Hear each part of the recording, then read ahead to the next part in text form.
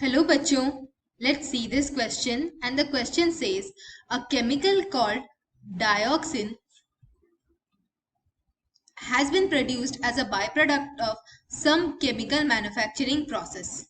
This substance was present in Agent Orange, a defoliant sprayed on vegetation during the Vietnam War. It has been a continuing controversy over its effects on soldiers exposed to it during the war. Animal tests have suggested that dioxin can be lethal, can cause birth defects, cancer, organ damage, immune system suppression, and its effects on humans are unclear. Even animal tests are inconclusive. Researchers have discovered that dioxin enters a cell, binds to a protein that in turn attaches to the cell's DNA. How might this mechanism help in explaining the variety of dioxin's effects and how you might determine whether a particular individual became ill as a result of exposure to dioxin or not? हमारा question यहाँ पर यह कह रहा है कि एक chemical है डाइऑक्सिन जो कि केमिकल मैन्युफैक्चरिंग प्रोसेस का बाय प्रोडक्ट है। ये हमारे वियतनाम वॉर में यूज हुआ था, जो कि एजेंट ऑरेंज के नाम से यूज हुआ था, और ये स्प्रे किया गया था फसलों पे, और इससे हमारे सोल्जर्स बहुत ही ज्यादा अफेक्ट हुए थे। और ये हमारा डाइऑक्सिन जो कि एनिमल स्टडीज में देखा गया है वो बहुत ही डेंजरस है। बर्थ डिफेक्ट्स कॉज कर रहा है, कैंसर कॉज कर रहा है, हमारे ऑर्गन्स में प्रॉब्लम्स कर रहा है, इम्यून सिस्टम को बर्बाद कर रहा है, पर जबकि ह्यूमंस में स्टडी अभी तक नहीं किया गया है और एनिमल स्टडीज जो किए गए हैं वो अभी तक कोई कंक्लूजन नहीं दे रहे हैं। रिसर्च से ये पता चला है जब डाइऑक्सिन एंटर करता है सेल में तब वो एक प्रोटीन से बाइंड करता है और प्रोटीन से बाइंड करने के बाद वो सेल के डीएनए के साथ अटैच करता है। ये एक मैकेनिज्म है और ये हमारे डाइऑक्सिन के इफेक्ट्स को कैसे एक्सप्लेन करेगा।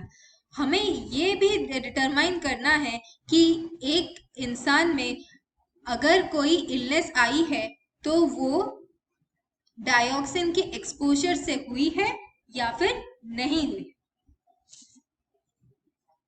हमारा की कॉन्सेप्ट यहाँ पर है हमारे डाइऑक्सिन के प्रोसेस का, जो सेल में जो मैकेनिज्म दिया गया है क्वेश्चन में कि वो प्रोटीन के साथ सेल में एंटर करता है, प्रोटीन के साथ बाइंड करता है और उसके बाद सेल के डीएनए में अटैच कर रहा है।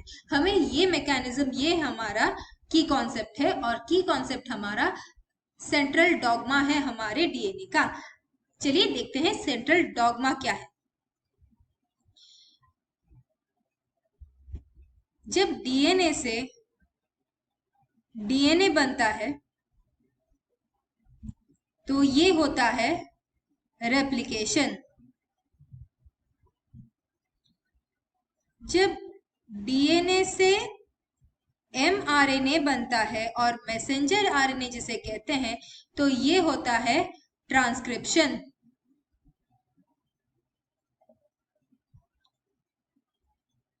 और एमआरएनए से जब टीआरएनए बनता है और टीआरएनए से जब प्रोटीन बनेगा तो इसे कहते हैं ट्रांसलेशन।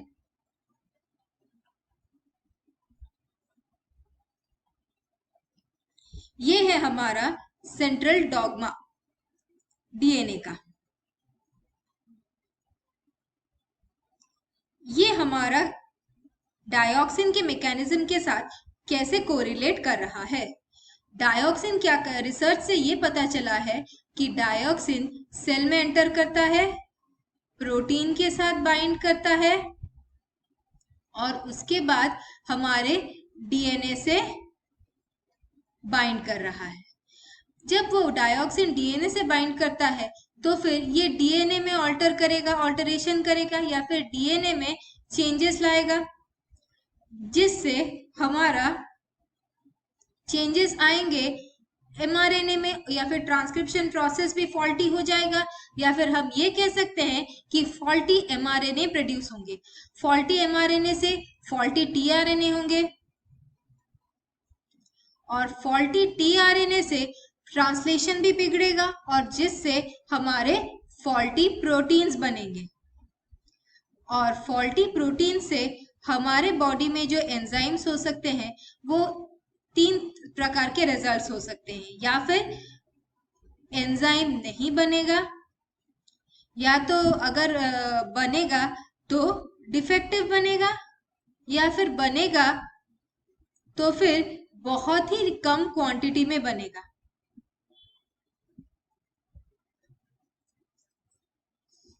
हमें ये पता लगाना है कि अगर एक इंसान को कोई सिकनेस है तो फिर वो डायऑक्सिन से हुआ है या फिर नहीं।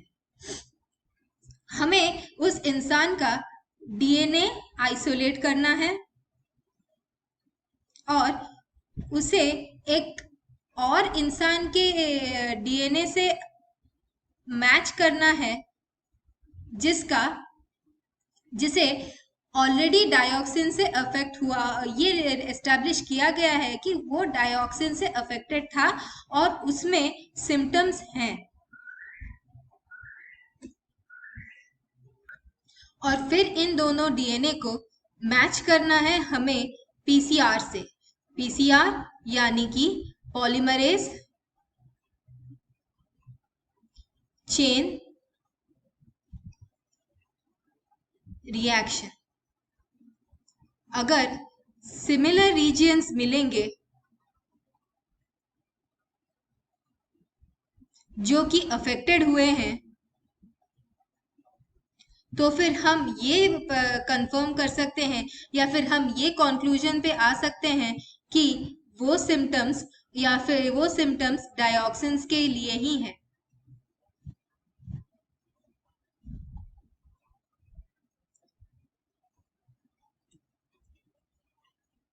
तो हमारा क्वेश्चन जो ये पूछ रहा है कि ये जो मैकेनिज्म है सेल में एंटर करना, प्रोटीन से बाइंड करना और फिर डीएनए से अटैच करना, वो कैसे डायऑक्सिन के इफेक्ट्स को एक्सप्लेन करेगा। डायऑक्सिन जब एंटर करता है और प्रोटीन से बाइंड कर रहा है, फिर डीएनए से बाइंड कर रहा है, तो वो ऑल्टर करेगा डीएनए को।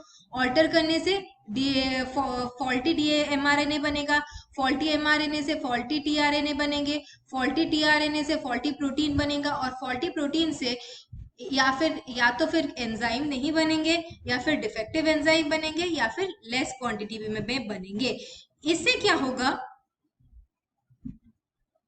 इससे हमारा वेरियस सिम्टम्स आएंगे, जैसे कि कैंसर हो सकता है, ऑर्गन डैमेज हो सकते हैं, या फिर इम्यून सप्रेशन हो सकता है। फिर हमें कैसे जानना है कि अगर एक इंसान को सिकनेस है तो फिर ये सिकनेस डायऑक्सिन की वजह से ही है।